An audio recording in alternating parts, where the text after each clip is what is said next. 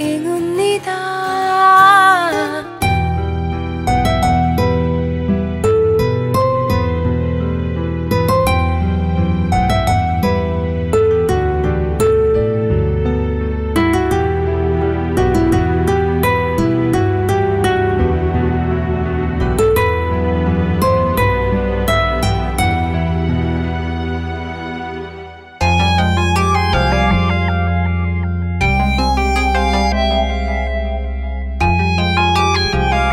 മോളെവിടെ?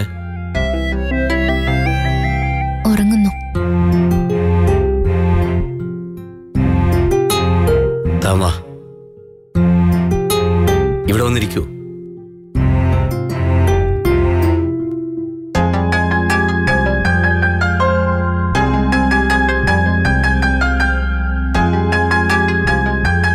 എന്റെ വാക്കുകൾ തനിക്ക് വിഷമുണ്ടാക്കിയോ? ഇല്ലാന്ന് പറഞ്ഞ കള്ളമാവും. തുമ്പിയെ താൻ വഴക്ക് പറയുന്നത് കണ്ടപ്പോ എന്തൊക്കെയോ ചിത്രങ്ങൾ എന്റെ മനസ്സിലേക്ക് കയറി വന്നു. അപൂർണമായ കുറെ ദൃശ്യങ്ങൾ. ചെറിയ കുട്ടികളെ ശകാരിക്കുന്ന തെരുവോരത്തെ സ്ത്രീകൾ, വല്ലാതെ ഉപദ്രവിക്കുന്ന പുരുഷന്മാർ, കഠിനമായി ജോലി ചെയ്യിപ്പിക്കുന്നവർ, കുരുന്നുടലുകളിൽ തീപ്പൊള്ളലേൽപ്പിക്കുന്നവർ, പല ശബ്ദങ്ങൾ, പല കാഴ്ചകൾ. അതാണ് എന്നെ പ്രൊവോക്ക് ചെയ്യിച്ചത്. എഴുതിക്കൊണ്ടിരുന്ന പേപ്പർ തുമ്പിയെടുത്ത് കളിക്കുന്ന കണ്ടപ്പോ എനിക്ക് വല്ലാത്ത ദേഷ്യം വന്നു. ഇനിയായാലും മോളത് ആവർത്തിക്കരുതല്ലോ, പറഞ്ഞു വിലക്കണമെന്ന് തോന്നി. പക്ഷെ അത് ഇങ്ങനെയല്ല.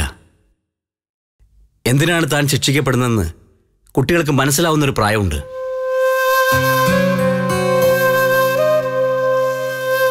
ഇപ്പൊ ഒരു പക്ഷെ അടി കൊടുത്ത ചെയ്ത കാര്യം ആവർത്തിക്കാതിരിക്കും. പക്ഷെ അത് വേദന പേടിച്ചാണ്, തെറ്റിന്റെ വ്യാപ്തി തിരിച്ചറിഞ്ഞിട്ടല്ല. അത് കുട്ടിയുടെ മനസ്സിൽ ചില മുറിവുകൾ ഉണ്ടാക്കും.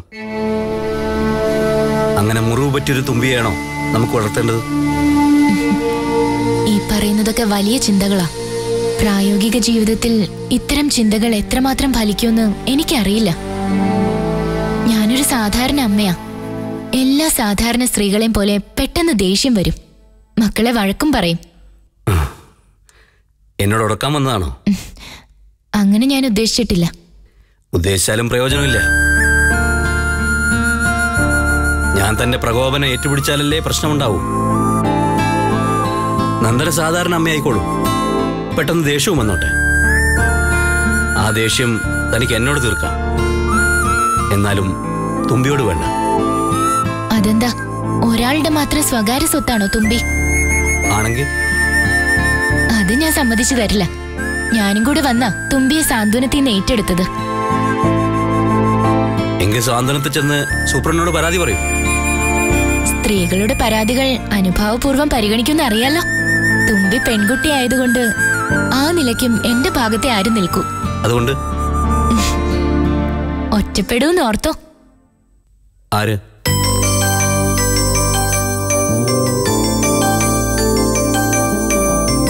ആരാണെന്ന് പറയൂ. പരാതി പരിഹാര സെല്ലിന് മുന്നിൽ ആംഗ്യം അനുവദിക്കുന്നതല്ല. ആരൊറ്റപ്പെടുന്നു പറയണം. പേര് പറയണം. ആരാണ് ഒറ്റപ്പെടുന്നത്? അത്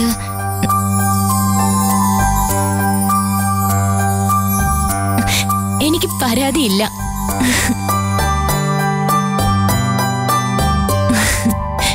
തുമ്പിയുടെ മുഖം വാടുന്നത് അത് നന്ദന കാരണമാണെങ്കിലും സഹിക്കാൻ എനിക്ക് ബുദ്ധിമുട്ടാ. അതുപോലെ തന്നെ തുമ്പി കാരണമായാലും തന്റെ മുഖം വാടുന്നതും സഹിക്കാൻ എനിക്ക് ബുദ്ധിമുട്ടാ.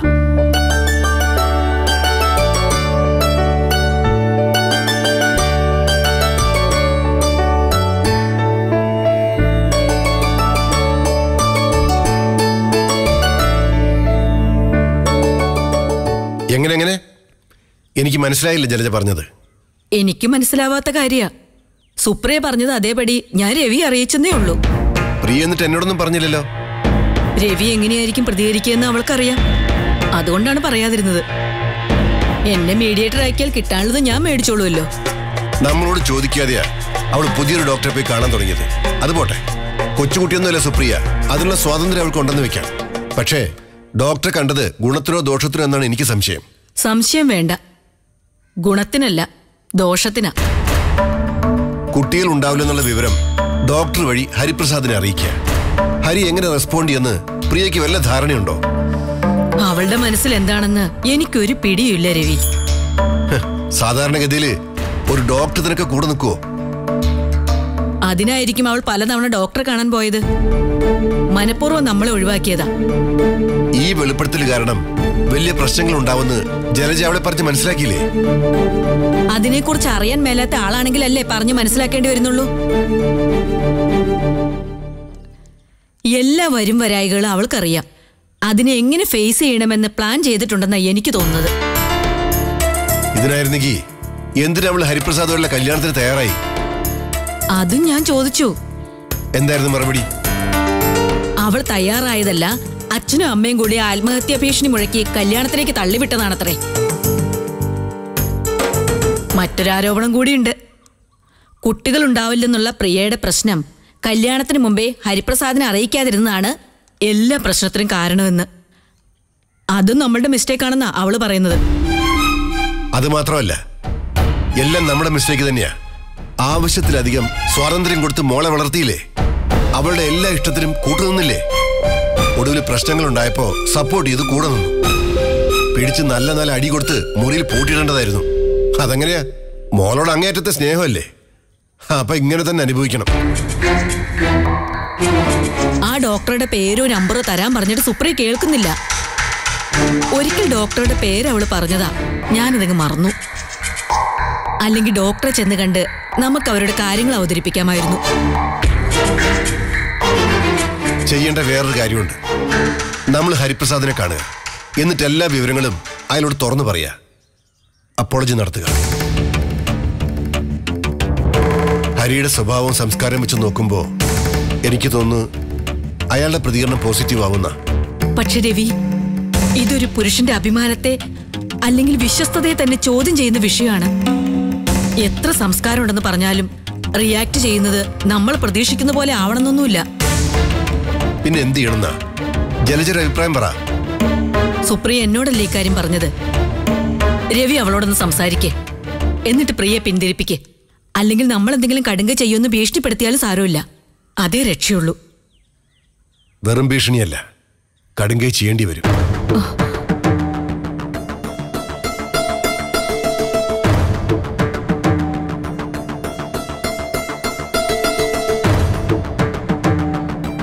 സുപ്രിയോട് ഞാൻ സംസാരിക്കാം. ആവശ്യക്കാരായി പോയില്ലേ?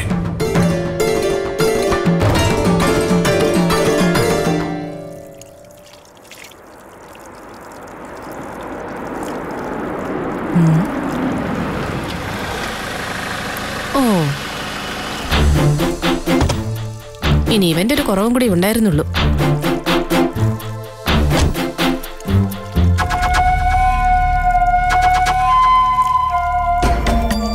ഹലോ ചേച്ചി.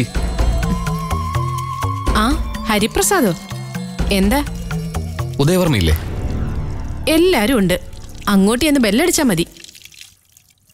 എന്താ ഒരു മൂഡ് ഓഫ് പോലെ? എന്റെ മൂഡ് ഓഫ് അന്വേഷിക്കാനാണോ ഹരിപ്രസാദ് വന്നത്? അത് കൊള്ളാലോ.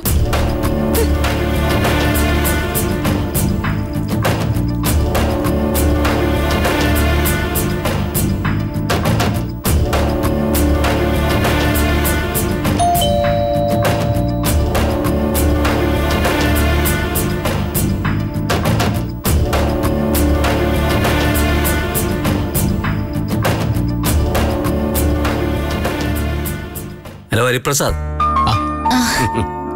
ഹായ്, ഇതാരാണ്? തുമ്പിക്ക് ഇതാരാന്ന് മനസ്സിലായോ?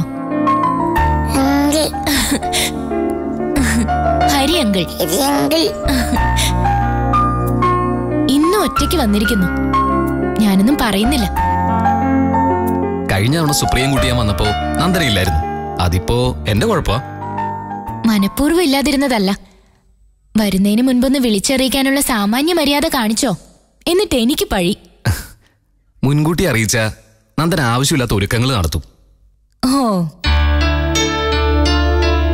ഇത്തരം സൽക്കാരങ്ങളിൽ താല്പര്യമില്ലാത്തോണ്ട് മുന്നറിയിപ്പില്ലാതെ വന്നു. ഇതൊന്നും ഒരു ന്യായമല്ല. ആണോ? ഒരഭിപ്രായം പറയൂ.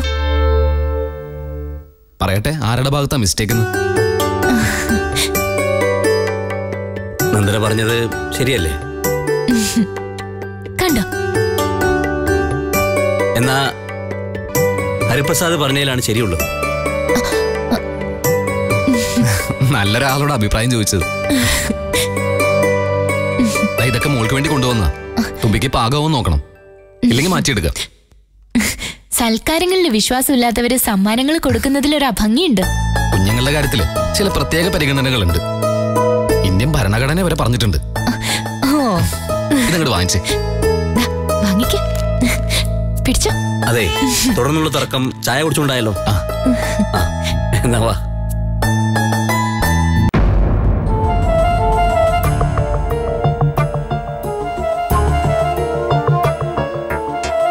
ഡോക്ടറെ കാണാൻ സുപ്രിയക്ക് അകമ്പടിയായിട്ട് ഞാൻ എന്തിനു പോണെന്ന് എനിക്ക് മനസ്സിലാവുന്നില്ല.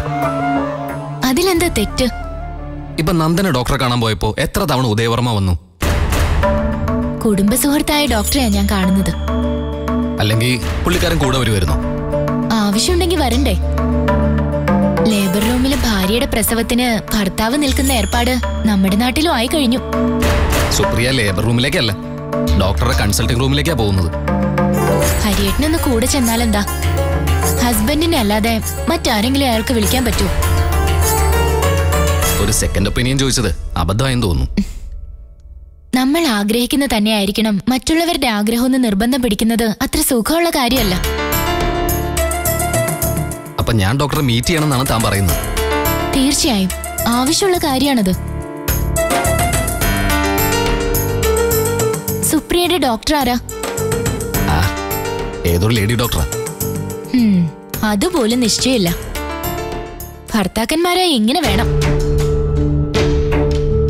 നേരത്തെ അറിഞ്ഞിരുന്നെങ്കിൽ ഞാൻ ഡോക്ടർ സന്ധ്യയെ സജസ്റ്റ് ചെയ്യുമായിരുന്നു. നമ്മുടെ CI സജികുമാറിന്റെ വൈഫ്. ഇനിയായാലും അവരെ കാണുന്നത് നന്നായിരിക്കും. സുപ്രിയ ഒന്ന് കണ്ടിരുന്നെങ്കിൽ ഞാൻ ഡോക്ടർ സന്ധ്യയുടെ കാര്യം പറയുമായിരുന്നു.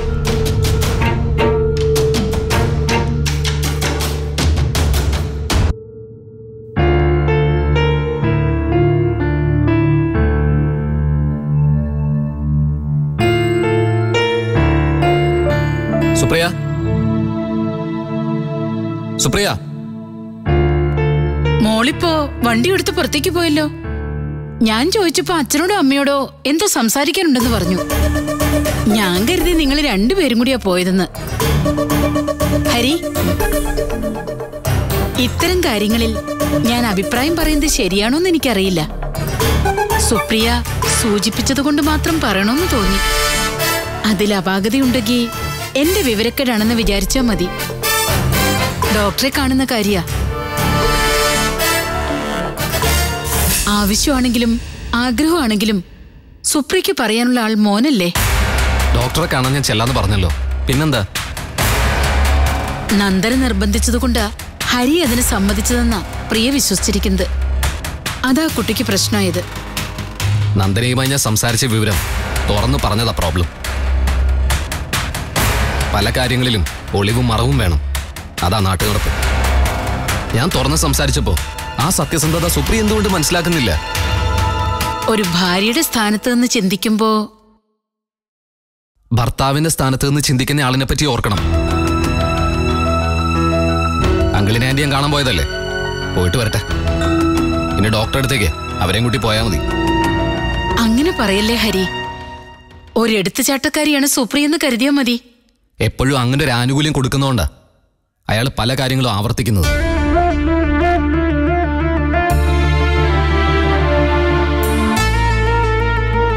സതി ആന്റിക്ക് കാര്യങ്ങൾ വേർതിരിച്ചറിയാം.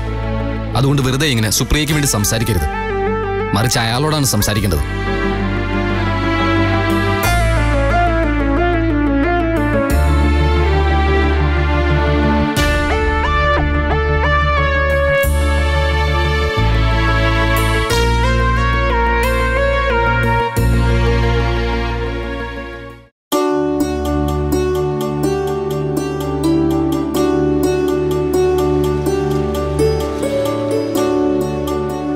ഹലോ, നേരത്തെ വിളിച്ചപ്പോ ഒന്നും കേൾക്കുന്നുണ്ടായിരുന്നില്ല.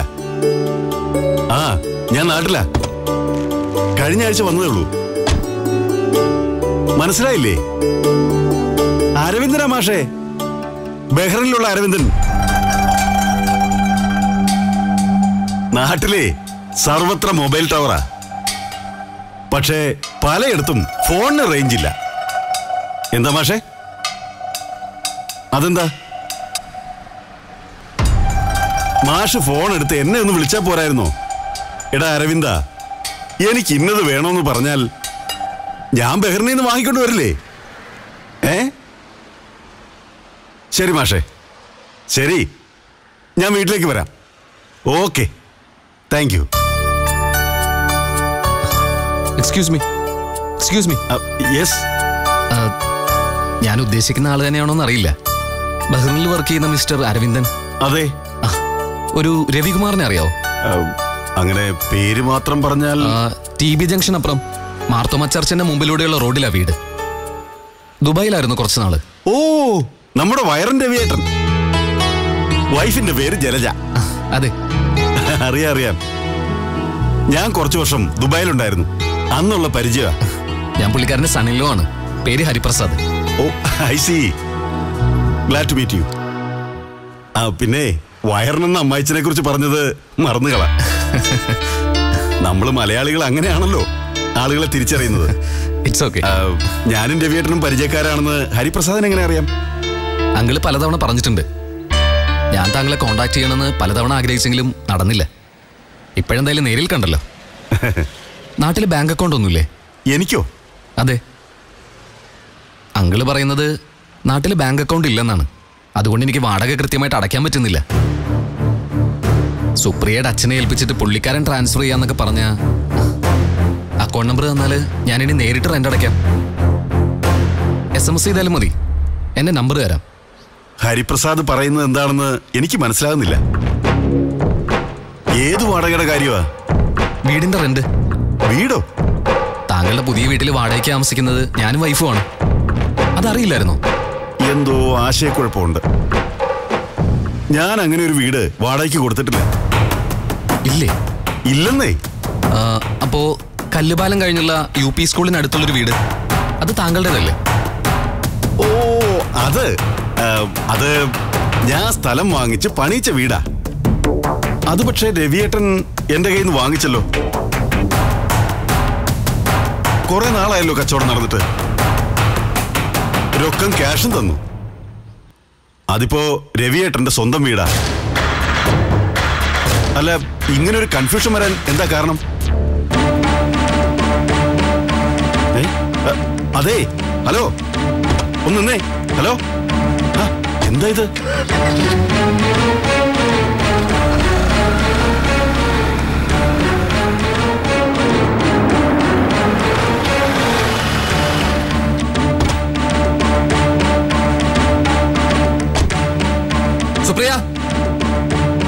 സുപ്രിയ, എവിടെ? എന്താ ഹരി? സുപ്രിയ എവിടെ? ഇവിടില്ല. ഏതോ കൂട്ടുകാരി കാണാനാണെന്നും പറഞ്ഞു പോയല്ലോ. എന്തിനായിരുന്നു? ഒന്ന് വിളിച്ചു നോക്ക് ഹരി.